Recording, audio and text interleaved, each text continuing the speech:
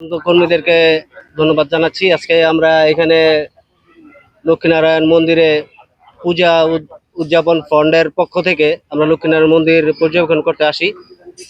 এসে যা দেখলাম বা যা শুনলাম, এই মন্দিরটা নামে এবং এই লক্ষ্মীনারায়ণ কটন মিল এবং মন্দিরের নামেই লক্ষ্মীনারায়ণ কটন মিল ছিল এবং মন্দির ছিল। তার মানে হচ্ছে মন্দিরটাই প্রধান।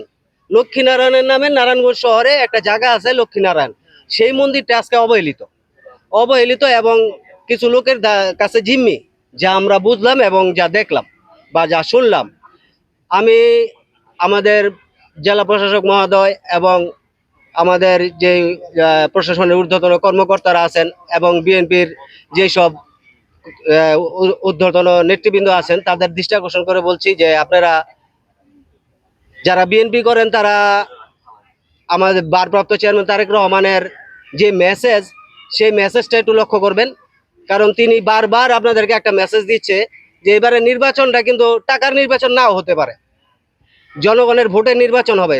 সেদিকে লক্ষ্য করে আপনারা যারা জনপ্রতিনিধি হতে চাচ্ছেন তারা অবশ্যই লক্ষ্মীনারায়ণ মন্দিরটা উদ্ধারের জন্য, এবং তারা যেন প্রতিদিন, যা আমরা যতটুকু যা আমাদের হিন্দু ধর্মে একটা আছে, প্রচলিত নিয়ম আছে যে সন্ধ্যার পরে, সন্ধ্যা এবং সকালে দুপুরে আমাদের একটা আরতি হয় মন্দিরে, বা একটা সন্ধ্যা দেখানো হয়, মন্দিরের পূজা অর্চনা করা হয়।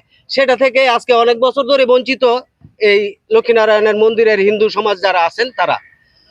এই দিকটাও আপনারা লক্ষ্য রেখে যাতে এটা উন্মুক্ত করে দিয়ে লক্ষ্মীনারায়ণ আবার লক্ষ্মীনারায়ণের জায়গায় ফিরে আসে, এবং লক্ষ্মীনারায়ণ মন্দিরের যারা পূজা কমিটি আছে, যারা রক্ষণাবেক্ষণের দায়িত্বে আছে, তারা যেন নির্বিঘ্নে নির্বাধায় এই অনুষ্ঠান পূজা অর্চনা করতে পারে, সেদিকে আমি বিএনপি নেতৃবৃন্দ এবং নারায়ণগঞ্জের যে যত অঙ্গ সংগঠন আছে জনসম্পৃক্তমূলক, তাদেরকে দৃষ্টি আকর্ষণ করছি, তাদেরকে সাহায্য করার জন্য এগিয়ে আসতে বলছি। এই হিন্দু সম্প্রদায়ের আজকে 43 বছর এই মন্দিরটার, 83 বছর এই মন্দিরটার বয়স। 83 বছর বয়সের একটা মন্দির যদি বিলুপ্তির পথে থাকে, এটা নারায়ণগঞ্জের জন্য খুবই কলঙ্কিজনক একটা ব্যাপার। কারণ নারায়ণগঞ্জের ঐতিহ্যের মধ্যে আমি মনে করি এই মন্দিরটা একটা ঐতিহ্য। তাই ঐতিহ্য রক্ষা করার দায়িত্ব নারায়ণগঞ্জের সামাজিক, নাগরিক এবং রাজনৈতিক অঙ্গ সংগঠনের সবার। যারা প্রশাসনিক দিকটা দেখছেন, আমি যতদূর জানি যে বিগত আমলে যারা জেলা প্রশাসক এবং এসপিডিসি ছিলেন, তারা ওনারা আশ্বাস দিয়েছিলেন যে গেছে বিগত যে দুর্গাপূজা গিয়েছে তারপর পরে এই মন্দিরটা তাদেরকে বুঝিয়ে দিবেন এবং এই মন্দিরের ঝামেলাগুলো শেষ করবেন।